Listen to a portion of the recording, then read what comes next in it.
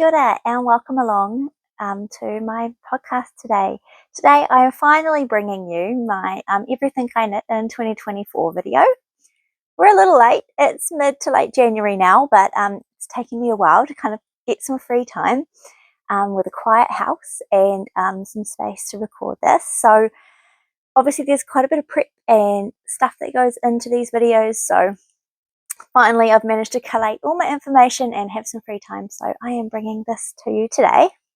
I've been podcasting for the majority of 2024, and so most of these items you would have seen on my podcast if you have been watching throughout the year, or if you're interested in any more detail in them than I'm going to share today, then feel free to go back and watch my back episodes.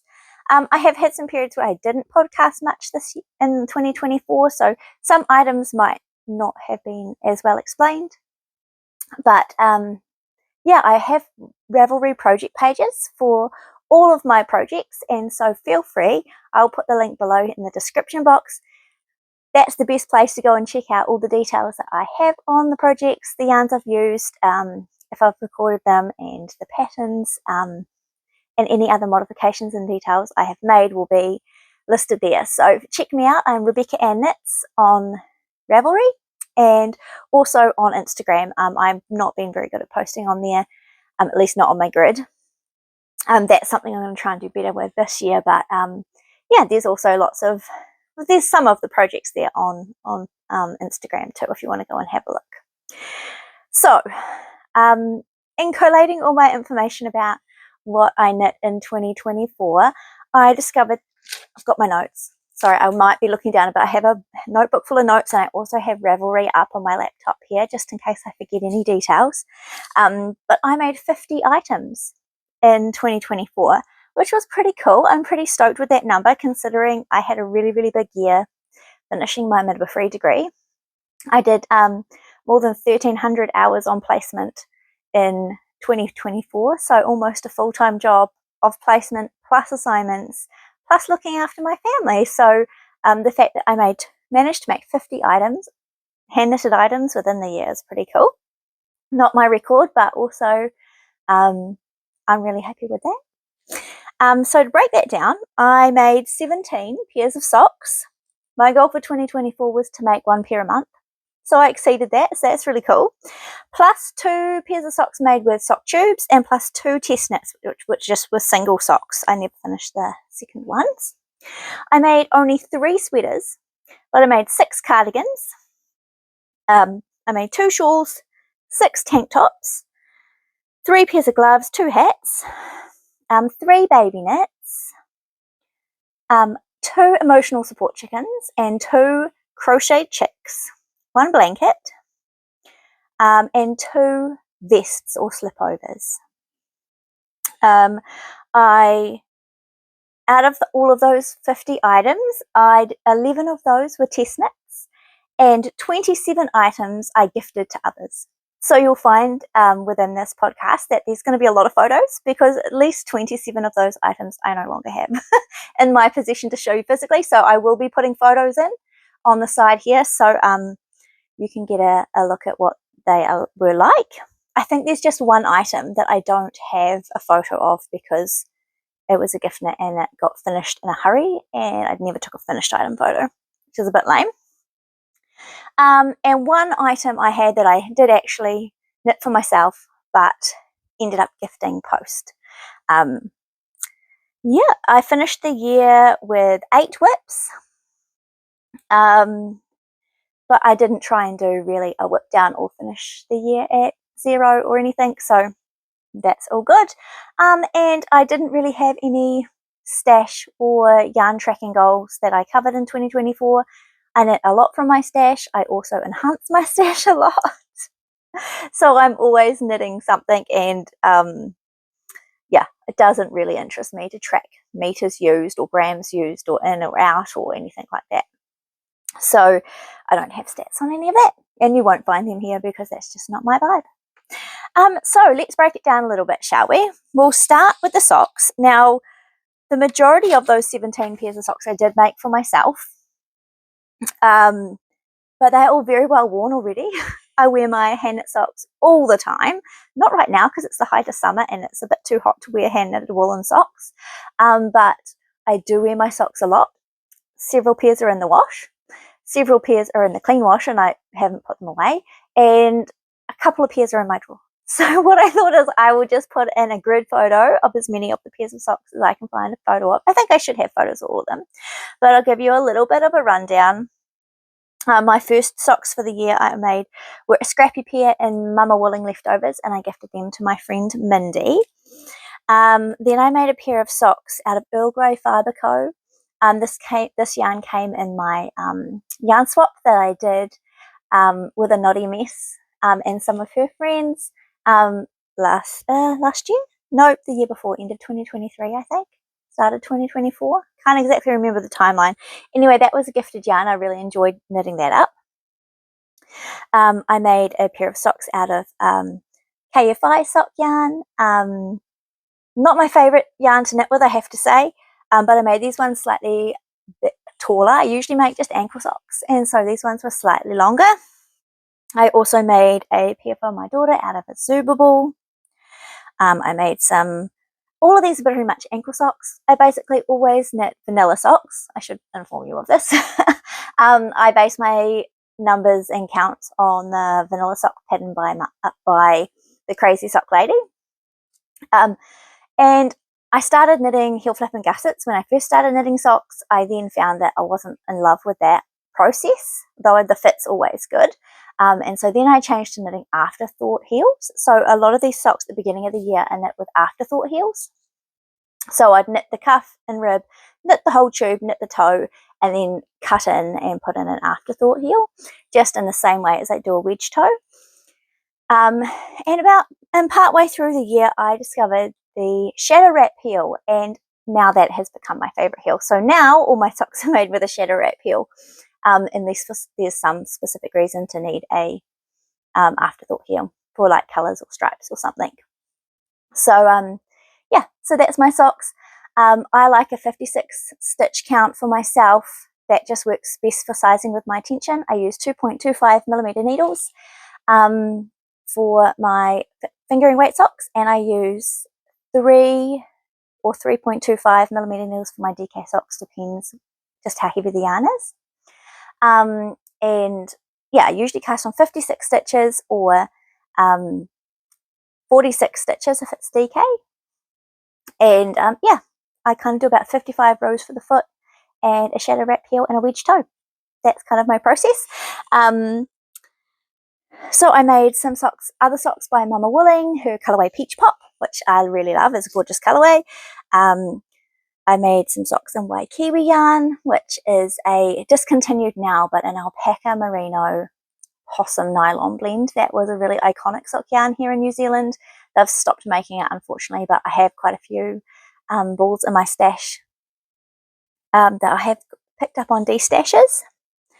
I've done some scrappy stripy socks. I did some DK socks, which I gifted to my friend Naomi. They were made in a cashmere yarn that also came, a cashmere DK sock yarn that also came in that destash, not destash, that yarn swap package that I did with the Naughty Mess. Who was that yarn by? I can't remember. It has like a dinosaur as its logo. Did I write it down on my Ravelry page? I'll have a look. I find my Ravelry a little bit hard to use in terms of I don't always put dates in, and so then my things don't actually come up like all grouped with the things I made in 2024 because not everything got a date on it, and so it doesn't archive it very well, which is like chronologically, which is a bit annoying. Come on, Ravelry, work for me. My computer's going to be slow, isn't it? I can't remember. Go look at the project page. I'll try and put it in there if I can remember the brand of that yarn. It was hand dyed. That's all I can tell you right now. And from the US. And had a wee dinosaur as its logo. What else did I make? I made my daughter Alice some socks. Some out of a DK possum wool blend, black ones that she could wear to school in the winter. I made her some really rainbow ones that she wears in her artistic roller skates. What else I made? I used some Fiddlesticks commercial sock yarn for the first time, and I found it nice to work with, really, really warm to wear, but definitely noticed the difference in a commercial wool sock yarn versus a hand-dyed merino sock yarn. What else did I do? I've made, just more socks. I don't know what really else to say about them. They're all kind of the same. The only other thing to mention is that I made a gift pair for my friend Emma, who I've studied midwifery with this over the last 4 years. She's moving to Auckland for her new job, and I made her a pair of broken seed stitch socks, and this is going to become a new addiction this year. I think this is absolutely stunning. Really easy to do, but so effective in how they look. So I didn't take great photos of those either, but because again I was finishing them in a hurry to gift them. So I will put in the photo that I have, but they were really stunning, and I will definitely be making more of those in 2025. Did I write down the sock yarn?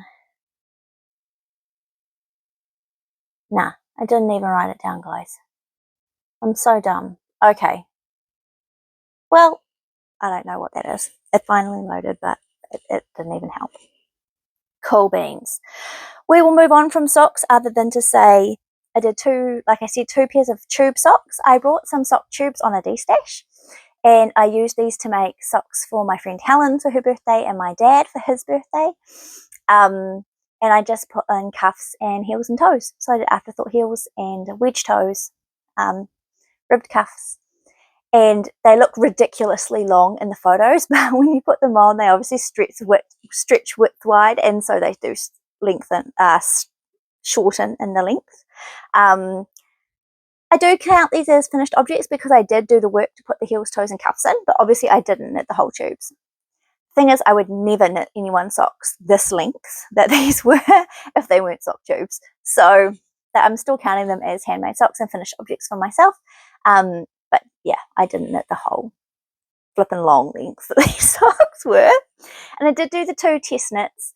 Both of these socks I didn't fall in love with enough to make the second one. This is the first one. This was called the Love Link socks, and this was my first ever full colourwork sock. It looks really great here, finished. But when you put it on your foot, the colourwork all kind of stretches out because it's a little bit too small. For myself, I made the smallest size, and which had the same stitch count as I normally knit, a 56 stitch count, but because it's colour work, they're not as stretchy and it's much firmer fabric, and so it just didn't really work out that great. Doesn't fit me good. It will fit one of my daughters, so what I might do is finish the other one. My daughter, who would like these the most probably, her birthday is in July, so I might try and finish the other one and then gift these to her for her birthday. The teal coloured yarn, tealy blue, is Waikiwi, like I was mentioning earlier, a possum merino alpaca sock blend. I did twisted rib as in the pattern, and the pink was a hand dyed from, I think it was from Dreamfire Artisan Yarn, or it could have been from Dye Stock Yarns, one or the other, can't remember exactly. But yes, it's beautiful, just from my stash. It's a really lovely sock. I didn't struggle too much with the colour work. None of my ends are woven in, of course, but it is quite firm, and I don't think the floats are too tight, but they also don't have, it just doesn't have the give that a regular sock would have, so it is a bit limited, but you can see my floats there. For your interest, they're reasonably okay. I'm not super experienced at colour work, so I think I did okay. Definitely a thing, doing full colour work in the round, in a small circumference.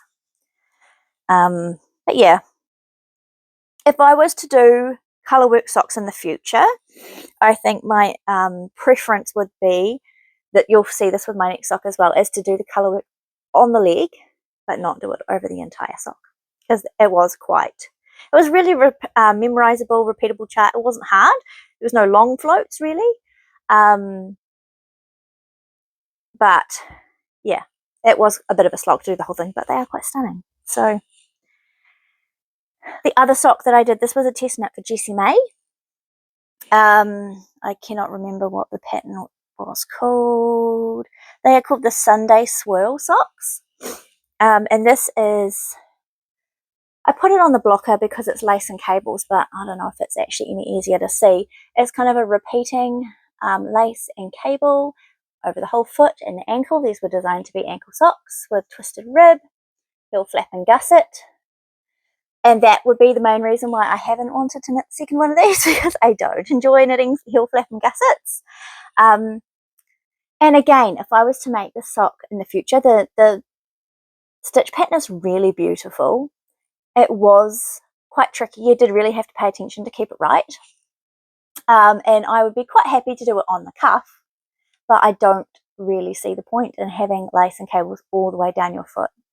I wouldn't want to wear the sock in a shoe because it's got all this beautiful work on it, and I feel like it wouldn't be that robust with all the lace to wear in a shoe. And then, I don't know, I do wear my socks around the house, but would I make a pair just to wear? Never any other time than yeah, I don't know.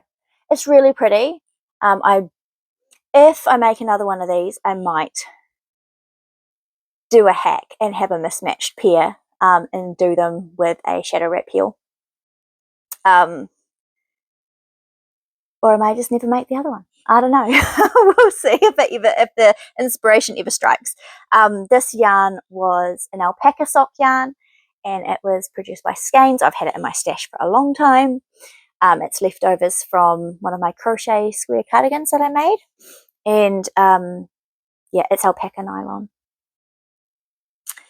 Yeah, okay, that's enough about all the socks. Let's see what was next to talk about. 17 minutes and we've only talked about socks, guys. Oh man, brace yourselves. Let's see. Next we will talk about, let's just go down my list as it is, like, right? Okay, there's no chronological order stuff going on here. It's just going to be a mishmash, but we'll try and get through all of it. I knit 3 pullover sweaters this year. Only 3, which is ridiculous. When the year before, 2023, I had my year of the Lento, and I made 13 Lento sweaters, just those, let alone anything else. But I have 3 sweaters, and the first one I knit at the beginning of the year was a test knit. This is called the Irene sweater. I'm sitting on my knees. I'm really uncomfortable. I'm going to have to just drop down. Sorry. I'll try and adjust just a wee bit. You're going to see the rest of my messy wardrobe if I'm not careful. This little sweater part is nice and tidy. The Irene sweater, and this is the one that I originally made for myself. I test knit the smallest size though, which I knew was always going to be a little bit risky because I'm not a size small usually in knits, but that was the only size I needed left, and I really liked the design. It was beautiful to knit. I really enjoyed it, and I ended up gifting it to my sister. She is a bit smaller than me, and it fit her so much better than it fit myself. Even though it did fit me, it was probably negative ease really on myself, and I didn't love how it looked on myself, so I gifted it to her, and she just looks stunning in it. The yarn I used for this sweater was a limited edition yarn from Skeins. It was called Alluring, I think the colorway name was, and it was a pale pink, and it was 100% merino. So I'll put a photo in here of my gorgeous sister modeling it for me. And if I can find one, I'll put in a picture of myself. I did do FO pictures in it with me, and you can just see how it's so much more gorgeous on her. I made this early in the year, and then her birthday is May, and so I gifted it to her a little bit early, but called it her birthday present because I was going to knit her a sweater for her birthday anyway of her choice, and so I was like, hey, do you want this one I already made? Yeah. So that's that one. I knit also at the beginning of the year, no, I didn't do anything else, then I got on a whole cardigan kick. So my other sweaters were one in the middle of the year. Oh, I don't have it here. It's the kip. One moment and I'll grab it. Okay, I'm back. I've got a cushion. Let's see if this is more comfortable. This is the kip. I'm classing this as one of my FOs, but it's not really. It's really a whip. It's majority finished. This was the kip sweater by the Cardigans. I knit this as a test knit for her. As you can see, I got one sleeve finished and not the other. I did take finished object pictures in a very strategic angle, and haven't looked back at this one, to be honest. I knit this in the middle of the year. It's this beautiful herringbone slip stitch pattern, which is very slow to knit. Not necessarily hard, but very slow. It's got a real funky gauge because of that. You've got a really compressed row gauge. And so you use quite a big needle on quite a fine yarn. This is a sport weight yarn. It's got really beautiful features. And this is Highland Heathers by Skeins, which is 100% New Zealand wool.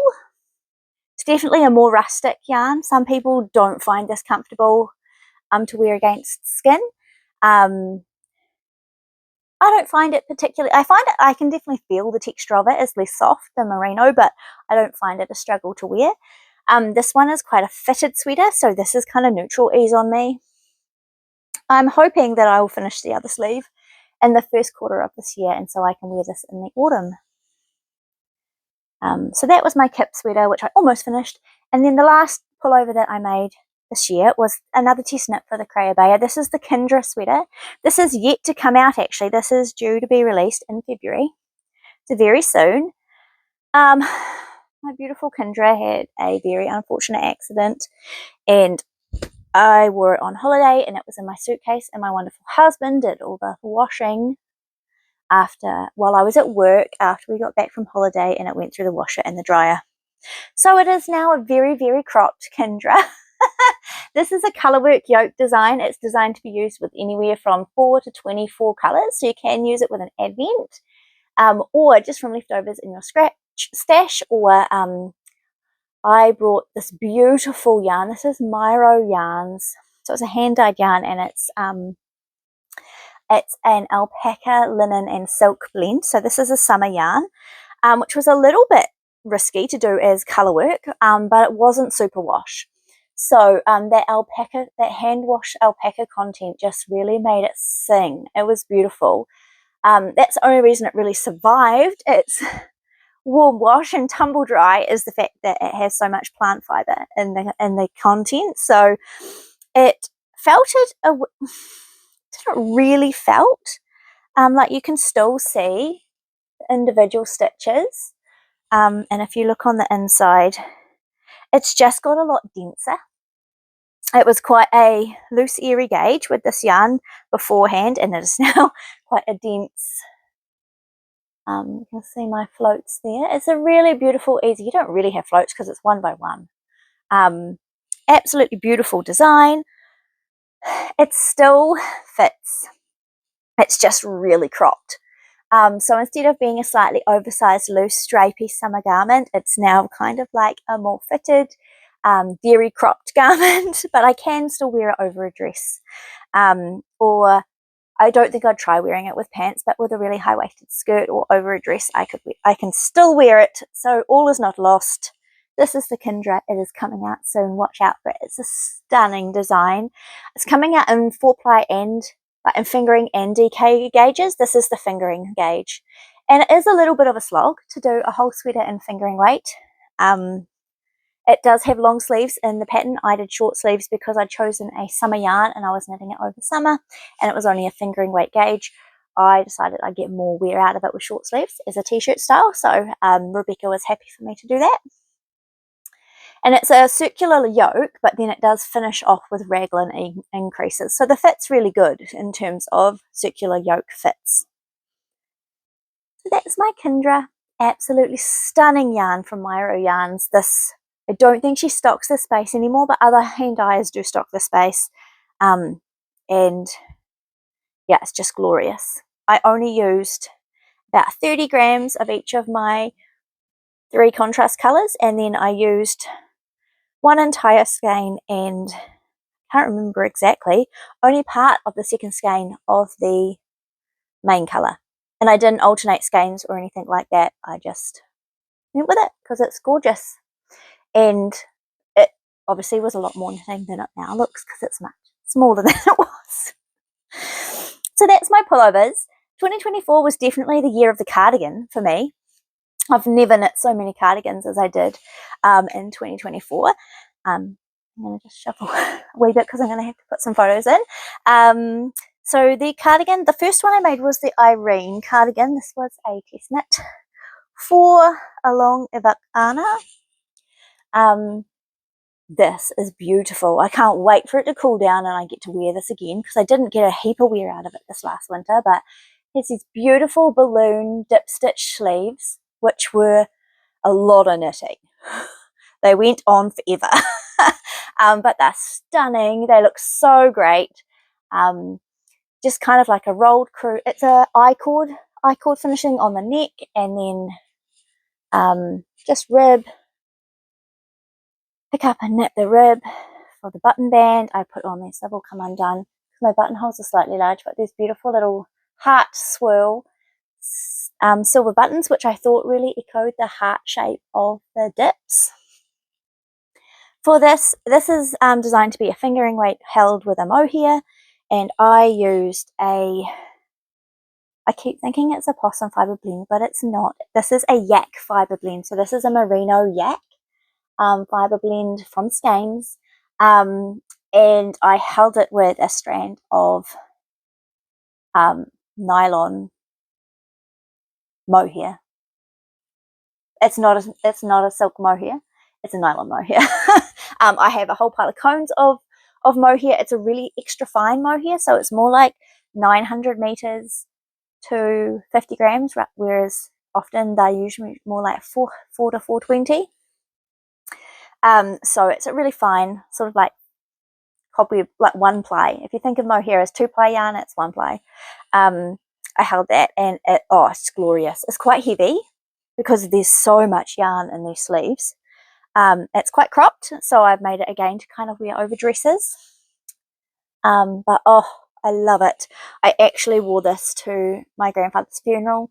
He passed away in June, and I wore this to his funeral, and I just felt so good in myself, just with a black dress, and it was so nice.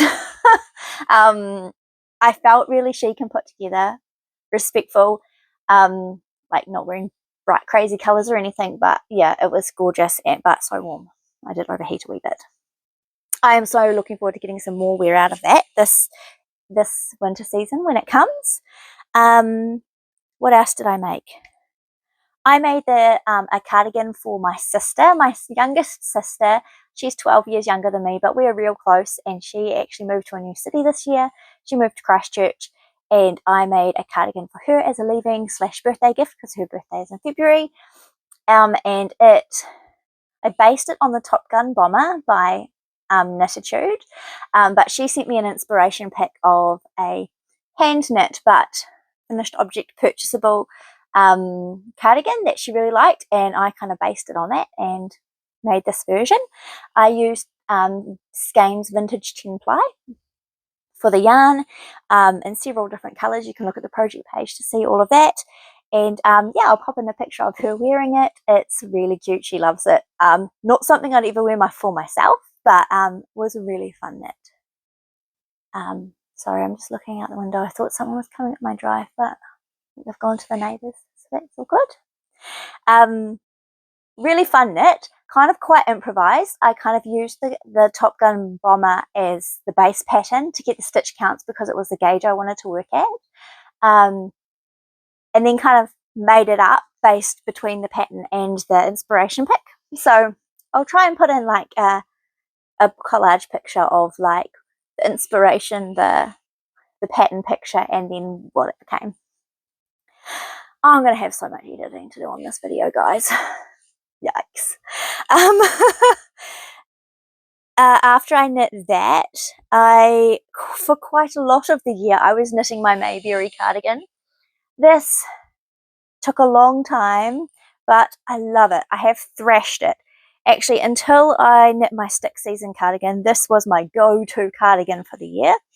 Now my stick season has kind of taken its place for a little while, but this will come back, don't you worry. It's a really beautiful, vibrant coral colour.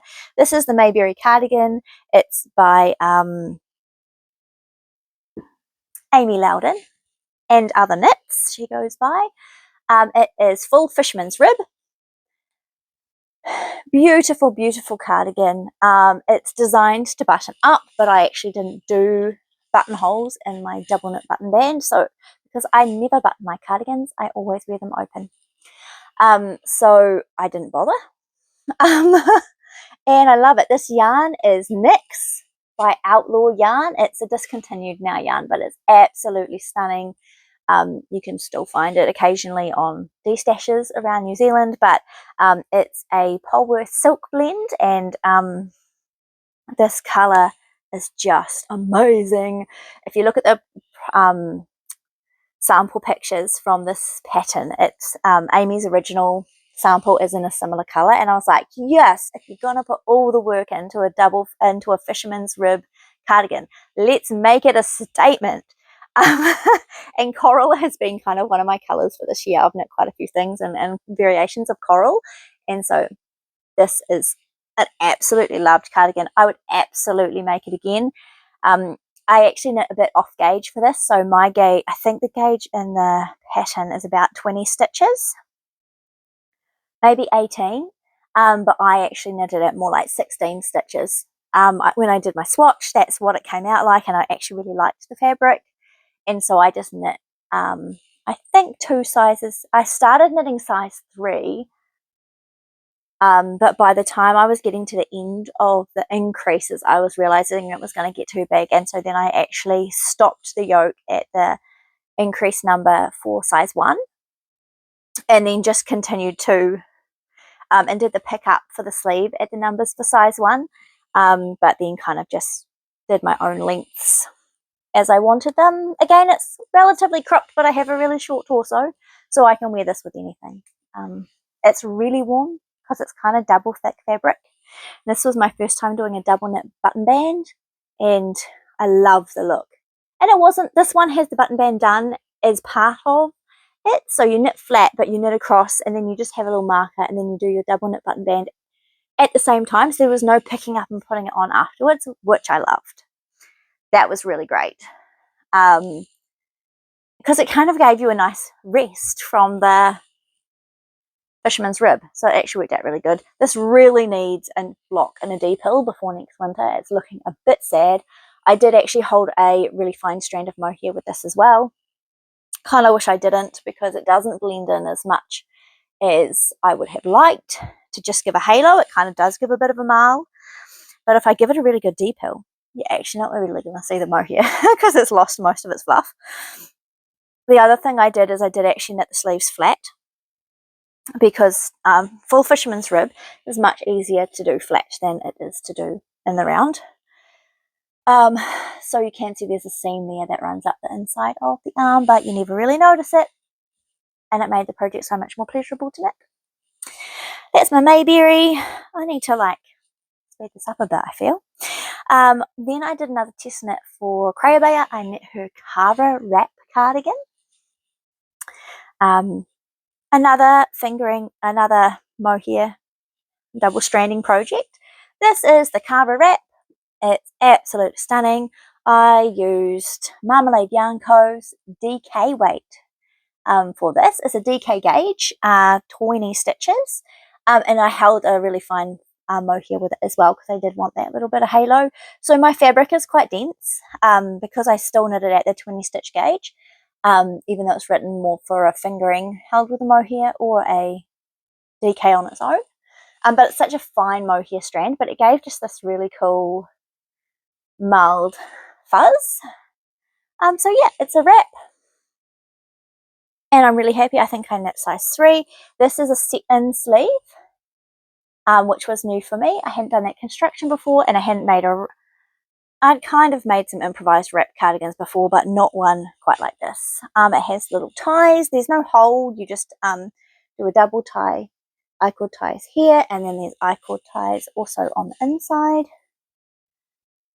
My placement of my ties is not exactly on point. It could be better, so it doesn't fit 100% great. But so I am considering actually removing the ties and actually just sewing it together. So because you're not really ever going to wear a wrap cardigan open, and just like sewing it in place so that it sits at exactly the right point all the time.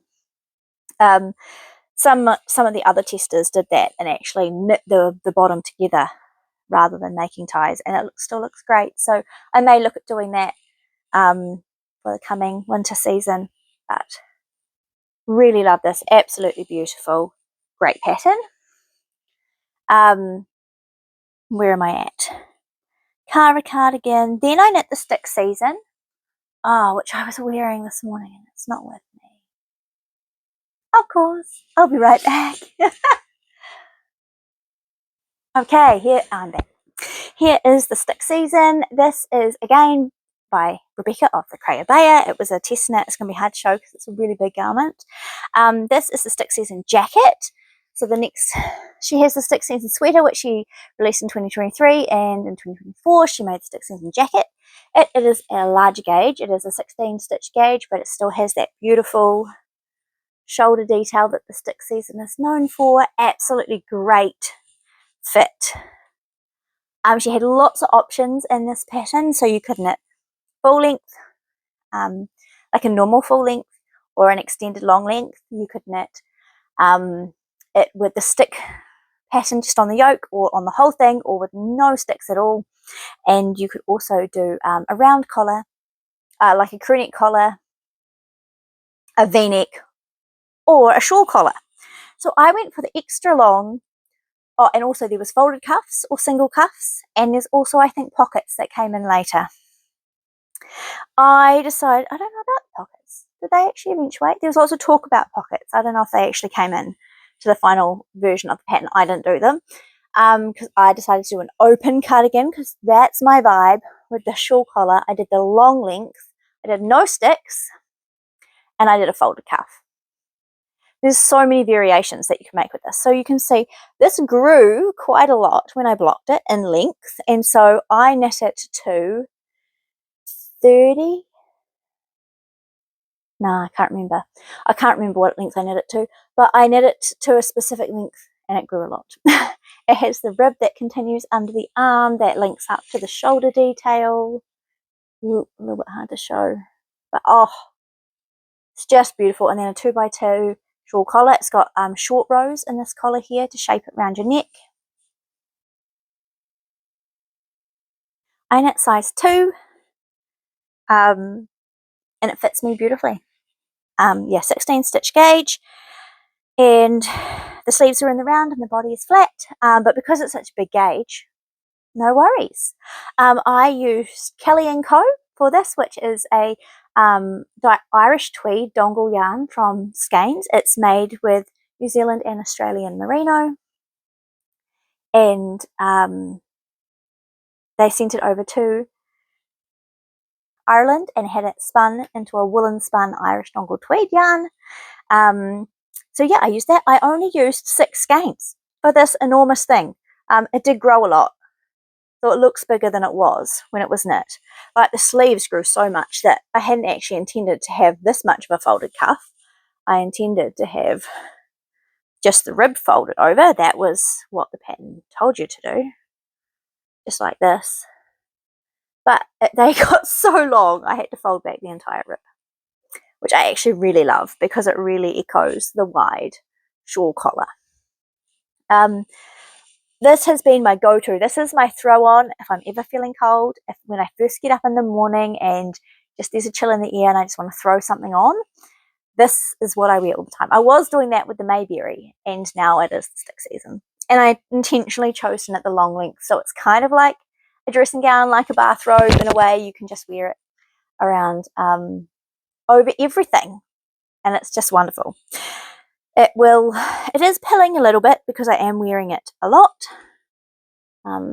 Yeah, some decent sized pills here on this. Honestly, that doesn't bother me. I mostly wear this around at home, but I will give it a good deep heel at some point. But I love it. And this is classed as a worsted weight yarn. It's 120 meters to 100 grams, which is lighter than, the pattern actually calls for an Aran weight yarn.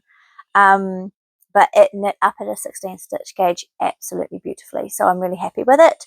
If you wanted a really overcoat jacket feeling kind of cardigan, you'd probably want to use a slightly heavier yarn so that you had a denser, thicker, more stiff fabric. This is still quite drapey, but it's absolutely perfect. I love it. Would absolutely knit it again. And the last one on my cardigan list is probably my most recent garment finish, and this is the Dreamer Cardi by Tori Yu. This again was a test knit. I've done one other test knit for Tori Yu before, but I was really stoked to get to test for somebody different. Tori's test knits feel quite different than Rebecca's, because Rebecca always has an Instagram chat that you can be involved in, and so there's lots of back and forth and progress photos and like questions and like, oh, this is my yarn choice. Lots of sharing around it, which makes it a really fun community. Tori Yu's there's nothing. You just get an email saying, please make the size that you signed up for. And you just like have no communication with anyone throughout, which so it feels really different, but it also feels quite low pressure. Anyway, this is the Dreamer Cardi. It came out recently, so it is available now. It's again an open cardigan, and it is designed to be knit in a boucle yarn. Which two things, that's what really drew me to it. I had boucle yarn in my stash that I had no idea what to do with, and I love an open cardigan rather than a buttoned one. So it is quite simplistic in construction. It's kind of a drop shoulder, open cardigan. There's no, you do pick up for sort of a button band, but it's just rolled. It's just stockinette, and you just let it roll. So that was nice and simple. It's kind of got quite wide sleeves with just garter stitch finishings. On the hem and under the arm. There is actually a section that you can do, I think, of rib or garter stitch under the arm as well, but somehow I missed the instruction for that, so I didn't do that. But anyway, it's really lovely. This one's quite oversized. I knit size 2 or 3, I can't remember. It was quite a boxy, cropped, oversized fit. I think this is just going to be such a great throw over anything kind of cardigan. I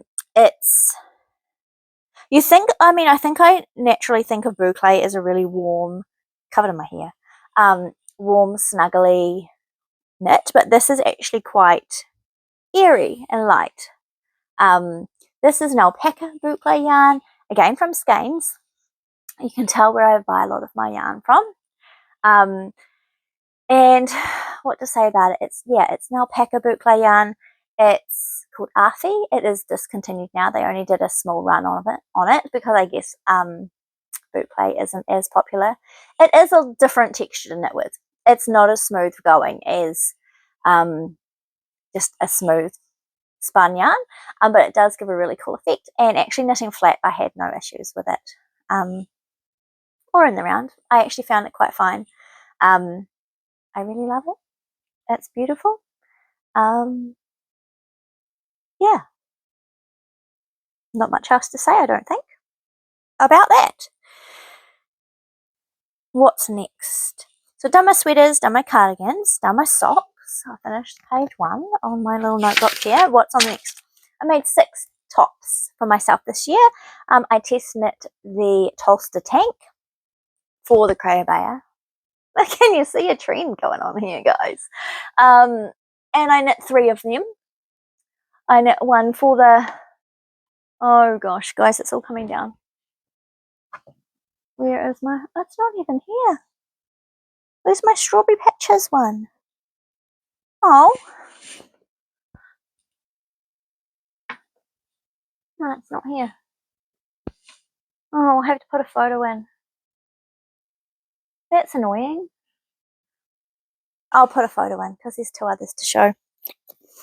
This is the one that I did for the actual test knit.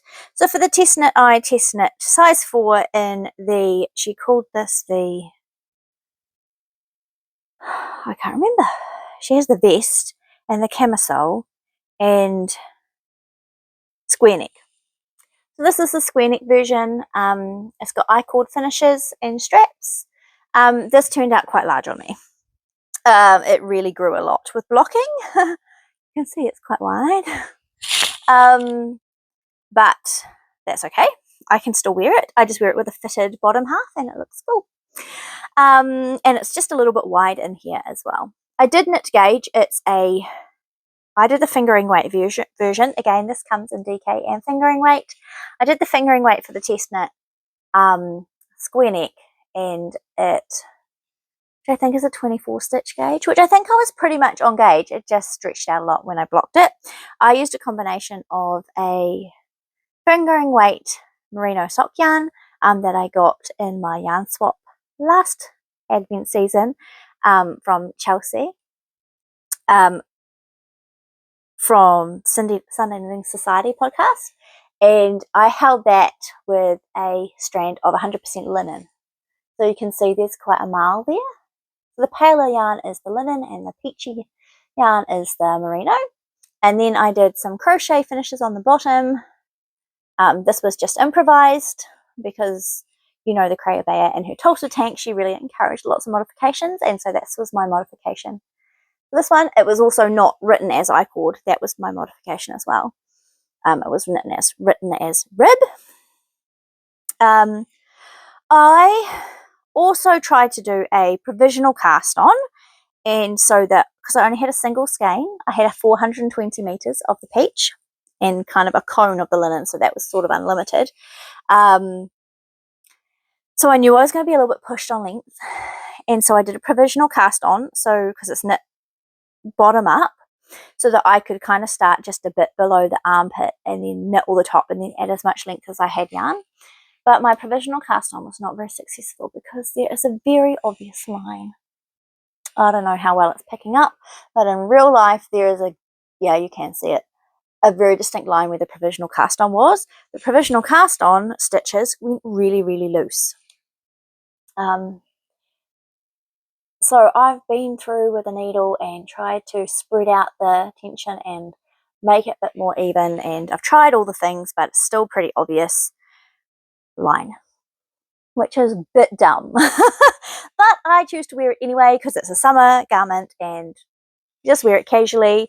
I wore this yesterday actually, with a high-waist, sorry, got an itchy armpit, that's gross.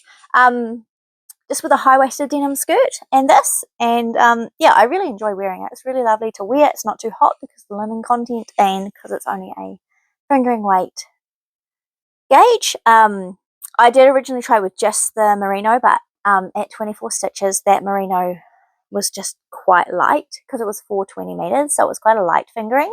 So that's why I added the linen, just to bulk it out a little bit, and I really love it. It's beautiful. I didn't find it too hard working with the linen and the merino together. Like, it wasn't hard on my hands like people say about linen because I had the merino there. What was a struggle is that the merino has stretch and that the linen does not, so holding them together, it was quite hard to keep the tension even. Yeah, and I did try to wind them up into the same cake, but that wasn't very successful either, so don't try that. Yeah, so it was, and it was a little bit of a struggle because of just fingering weight tank tops take quite a while, but I did enjoy it enough to make another one. So after I finished that one, I immediately went on and made one in pink. I purchased this yarn from Strawberry Fibers. They're a New Zealand indie dyer. I'll have to put a photo in because it's not for some reason on my shelf. And this one's really beautiful. I had 2 skeins from her and I held them together.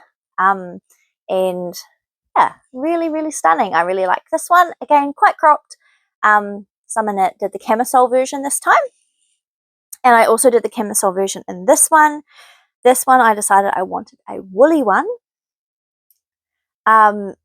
For a more wintry, and I wanted to knit at the DK gauge. Actually, the camisole I also did at the DK gauge, so I hold 2 strands of fingering together. This one is knit in Rowan felted tweed, which is a couple of balls I got on D-Stash, and at the DK weight gauge, this is the camisole. cut, and yeah, it's just nice and warm. So yeah, so this is like a fully warm one. I did the provisional cast on again.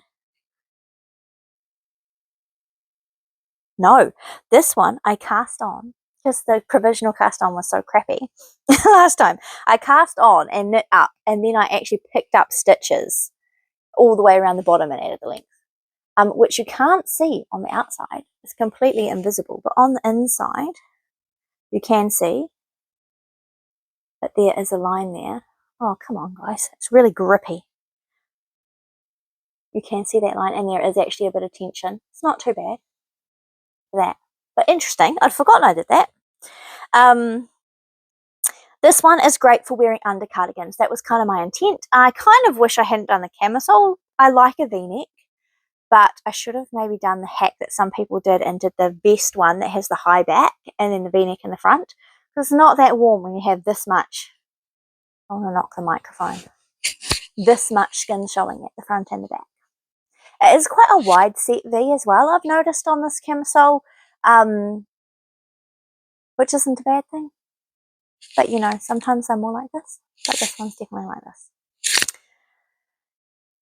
So not as fit for purpose as I could have made it if I'd given it some more thought.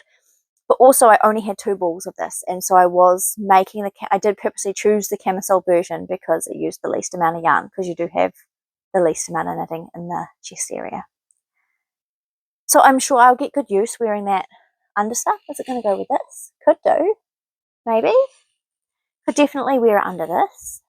You know, like when you want to wear knits on knits. Yeah. So that's my toaster tanks. And then I also knit a mini mock neck, which I did find. This one again was a fingering held with, oh, it's so covered in hair. Yeah, it's molting, guys.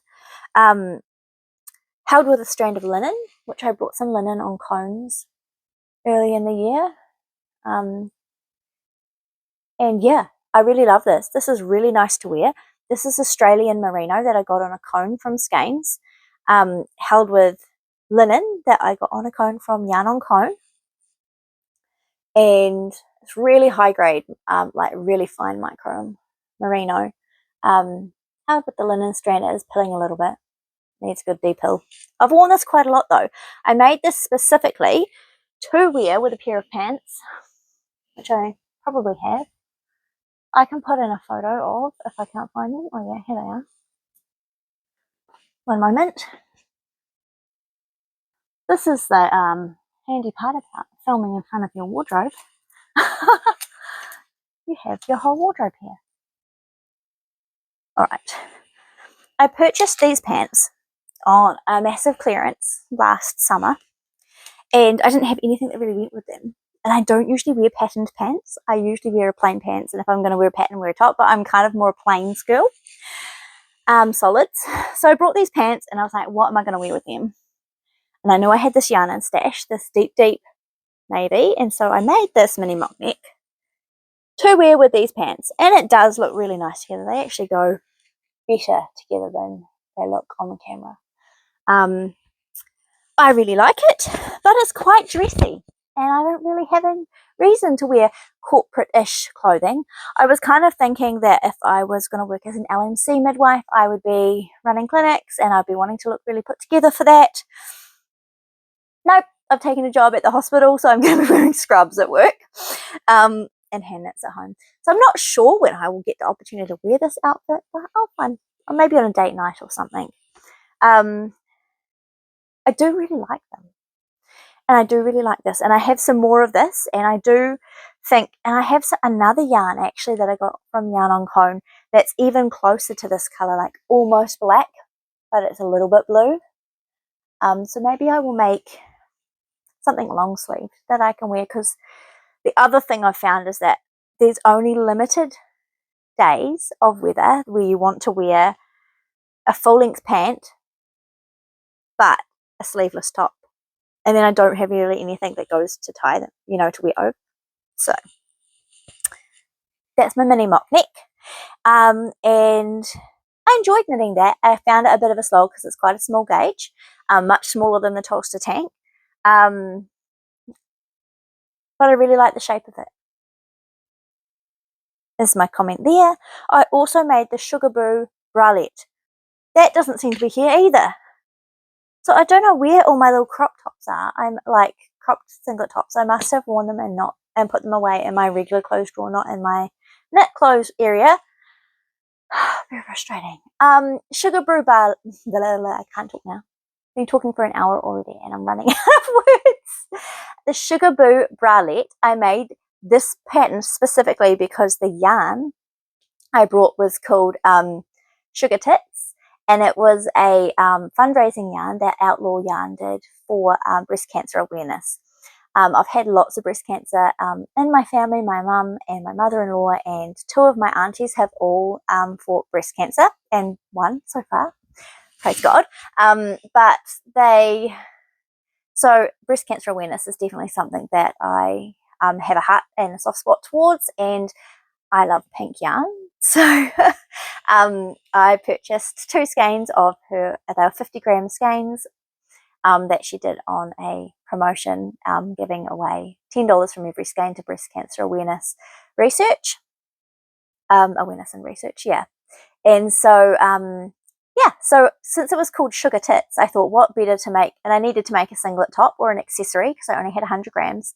It's a woolen spun yarn, so it did have good meterage. And so I thought, well, what better than to make the Sugarboo bralette with the Sugar Tits yarn. So that's what I did. I really like it. It's really cropped. It's going to have limited ability to be worn, but I really like it, and it's really cute. I didn't do the rib on the bottom of the Sugarboo bralette because I wanted to wear it more as a top than as a bralette.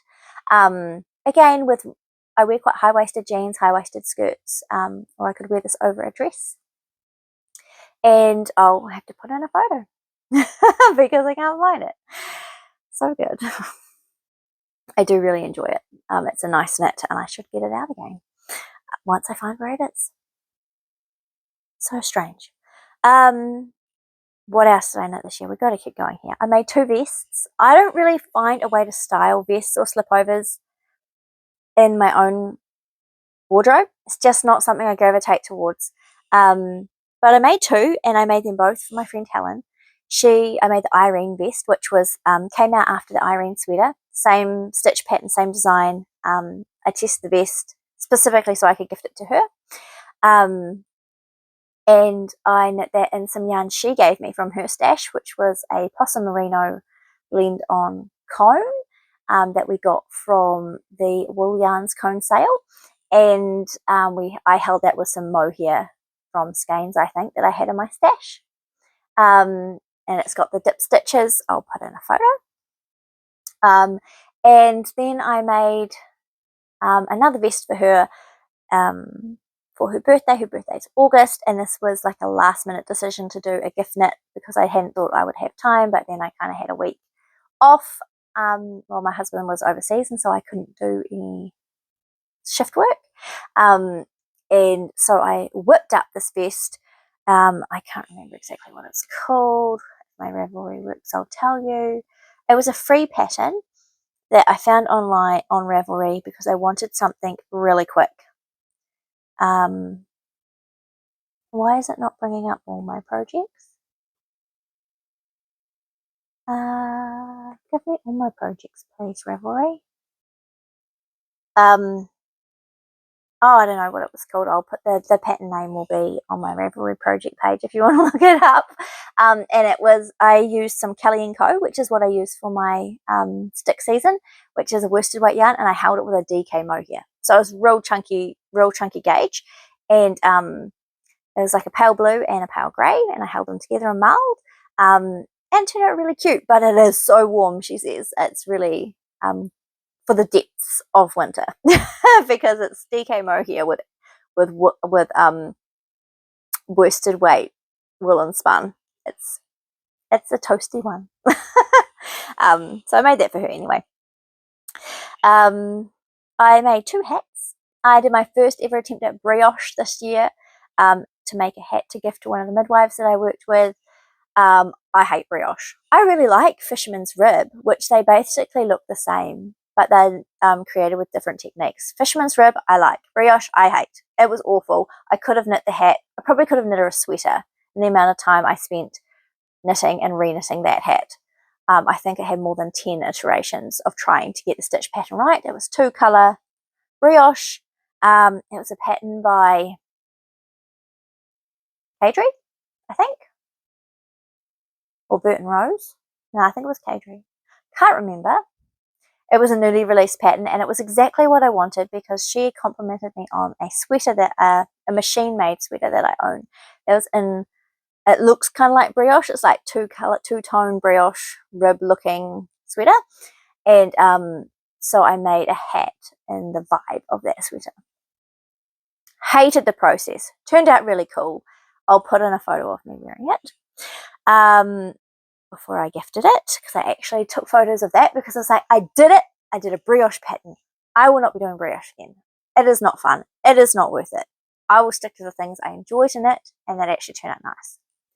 I think it turned out nice. I think she likes it. But anyway, there was a lot of love that went into that gift knit and a lot of frustration. I also knit a hat and mitt set for my mum for her birthday. The School Run Hat and Mitts by Laura Penrose.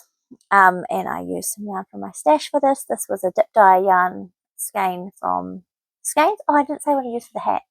I don't actually know. It was mystery yarn from my stash in 2 different colours. It's a high twist sport weightish merino, I think, yarn that I bought on D-Stash at some point. It didn't have labels. And I used it for my shawlography when I made that in 2023. And this was the leftovers. Anyway, moving back to the gloves, I used a dip-dyed skein from Skeins that was 100% wool and some Skeins Whisper mohair that was in my stash, and I made the School Run hat and mitts. My mum likes things to match, so I made her a little matching set. I'm not sure she'll get much use out of it because she lives in Auckland, and Auckland's weather, even in winter, is probably not cold enough for hats and mitts, but it was a thought that counted. So on to gloves. I made those mitts for mum, and I also made a pair of gloves with fingers, which was a first for me for this year, for my brother-in-law Dan. He requested, I said, when I was asking Sonia if she wanted anything knit for her, he said, oh, I'll have some gloves. So I made these out of a cone of black yarn that I have. That's a wool and possum blend from the wool yarn sale, and he asked for black or dark grey and DK weight, and they were relatively successful. They weren't super neat. Actually doing fingers is really quite fiddly. He doesn't live near me, so I couldn't get him to try them on as we went. I did measure his hand at the start, but I think they turned out a little bit small, to be honest. Yeah, but they were a fun experiment into something new that I hadn't tried knitting before. I also made one other pair of fingerless gloves. This was a gift for a midwife that I worked with. These are the Cloudburst glove fingerless mitts, which is a free pattern on Ravelry. Absolutely beautiful mitts. They have this beautiful lace design across the top. I did make them shorter than they said in the pattern. I did one less repeat in the cuff than they suggested, and I used leftovers that I had from this cardigan here, so a merino yak blend, to do some real luxe little hand knit fingerless gloves for her. I noticed I did a placement with this midwife in the winter, and she had 2 or 3 pairs of, looked handmade, but she had purchased fingerless gloves. And so I was like, oh, that's a perfect gift for her because I know she'll actually use them. And I made them in a really luxe yarn so that even though it was from my stash and leftovers, so they didn't seem too lame. But absolutely beautiful. I'd make them again in a heartbeat. Not hard at all. Real quick knit. Great for a gift knit. That's all the gloves I made. I made one blanket. If you've been with me, you'll know about it. This is the Sweet Shop blanket from Laura Penrose. I made this with my 2024 Advent that I got, which was a Hobbit-inspired Advent from the Skein and the Stitch. It was a massive luxury. I did a big destash and then spent basically all the money I destashed on this one advent because it comes from the UK, and with the exchange rate it was crazy expensive. But I knit this. I knit the first half of it throughout December last year. Sorry, December 2023. And then because I made one square with each in each colour of the 24, and then this is Kelly & Co, same as the stick season, but in the colourway Ahern. So it's got kind of pink, blue and yellow flecks to the like natural cream, and held double. So it's fingering weight held double, and then this held single.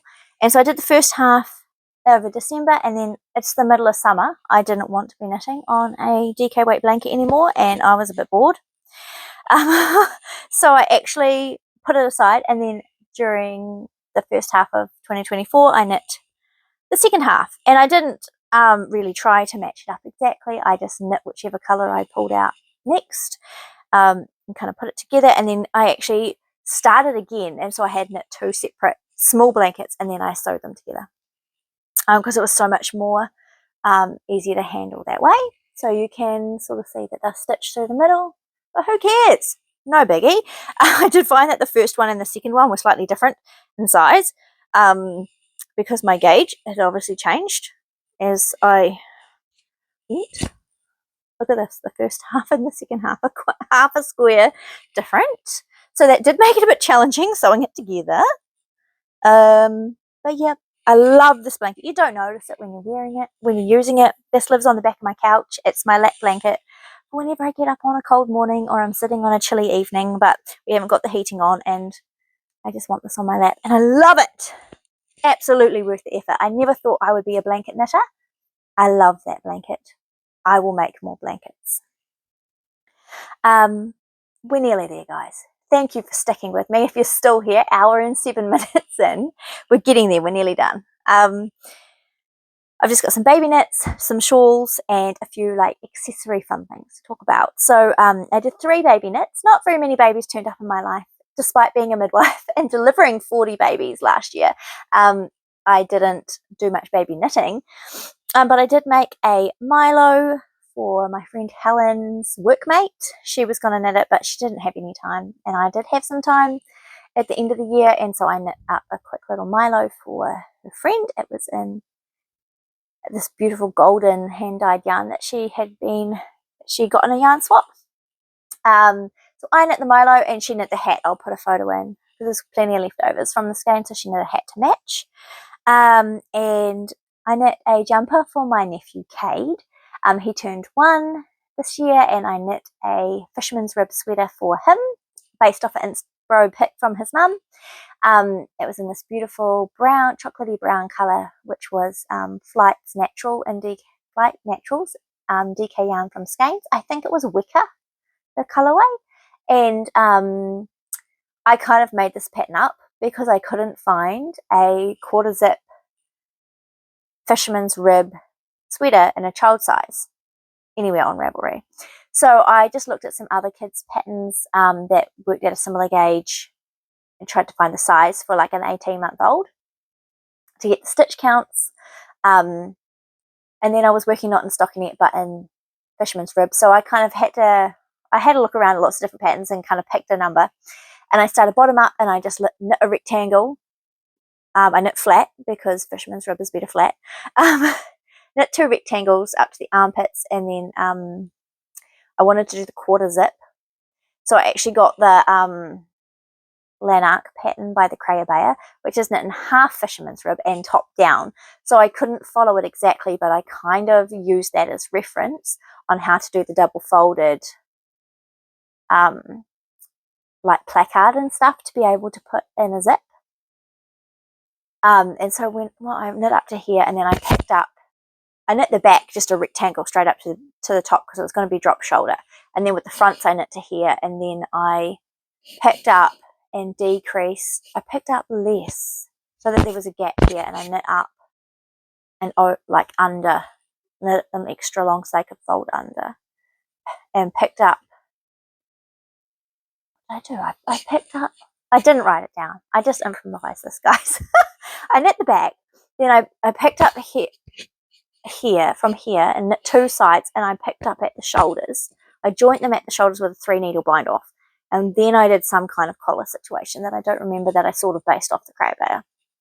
And then I picked up and did facings on the inside. That's right, I didn't knit them first like you do in the top down. I picked up and did the facings after, just in stockinette to hide the zip. And then I did stockinette sleeves because I tried several times to get the sleeves to work in the fisherman's rib, and it just didn't work. So I did stockinette sleeves. Yeah, so that was a really fun little project of improvisation. I didn't write it down, so do not ask me for the pattern. It turned out real cute. If I was to do it again, I would just use the Lanark pattern by the Cravair and just downsize everything significantly.